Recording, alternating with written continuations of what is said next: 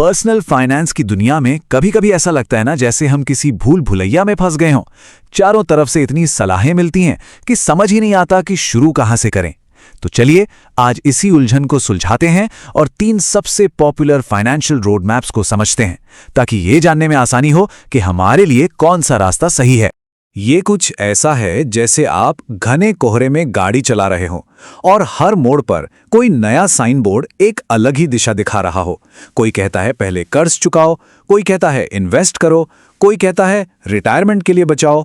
और जब ये सारी सलाहें एक साथ मिलती हैं तो कंफ्यूज होना तो बनता है।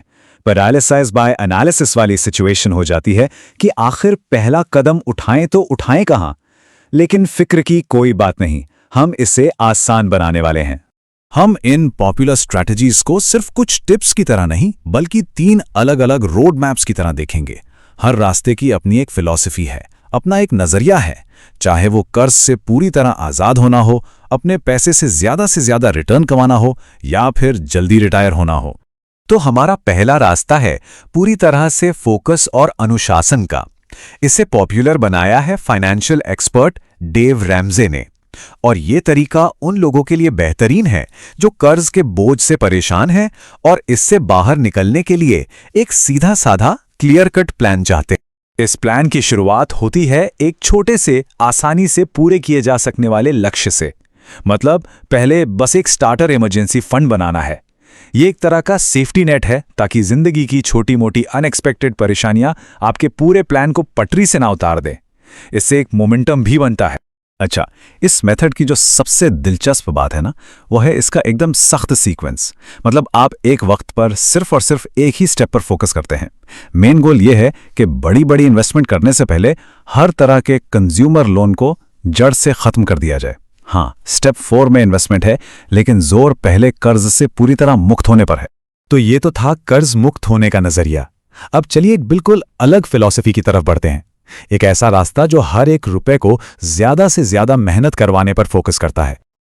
ये अप्रोच, जो मनी गाइड शो से काफी पॉपुलर हुआ है, प्रायोरिटीज को थोड़ा बदल देता है। इसका मानना है कि कुछ कर्ज रहते हुए भी एम्प्लॉयर मैच जैसे मुफ्त के पैसे को नहीं छोड़ना चाहिए। अब ये एम्प्लॉयर मैच क्या है? मतलब जब आप अपनी रिटायरमेंट स्कीम में पैसा डालते हैं तो आपकी कंपनी भी अपनी तरफ से कुछ पैसा डालती है। ये तो सीधा सीधा फ्री मनी है। और देखिए, ये टेबल दोनों फिलॉसफीज के बीच का जो बुनियादी फर्क है उसे कितनी खूबसूरती से दिखाता है। एक रास्ता कर्ज मुक्त होने की साइकोलॉजिकल जीत को प्रायोरिटाइज करता है, तो दूसरा रास्ता इन्वेस्टमेंट से होने वाले मैथमेटिकल फायदे को।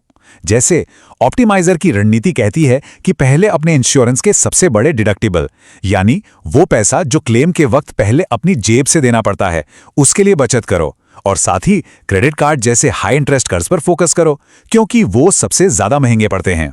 अब जो हमारा तीसरा रोड मैप है, वो स्टेप्स की कोई सीरीज नहीं है, बल्कि वो खुद एक मंजिल है। और मंजिल है नॉर्मल उम्र से दशकों पहले रिटायर हो जाना।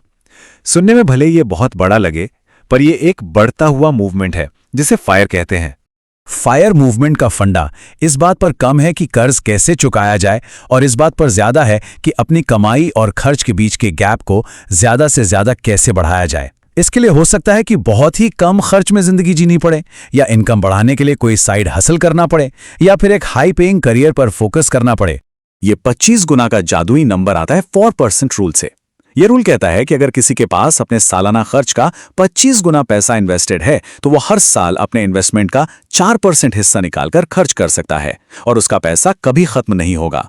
आइडिया यह है कि लंबे समय में इन्वेस्टमेंट 4% से ज्यादा ही बढ़ेगा, तो आप हमेशा के लिए अपने इन्वेस्टमेंट की कमाई पर जी सकते हैं। तो सबसे क्रूशियल बात यह है कि उस 25 गुना वाले लक्ष्य तक पहुंचने के लिए सेविंग्स रेट को बहुत बहुत ज्यादा बढ़ाना पड़ता है।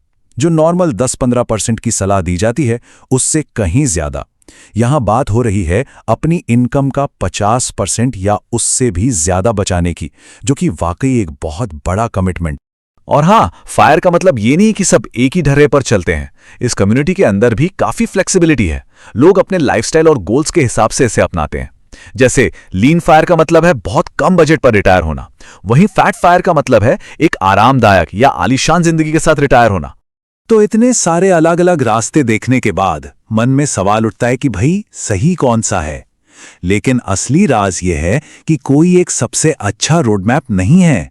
असली राज उन सिद्धांतों में छिपा है जो इन सभी रास्तों में कॉमन है।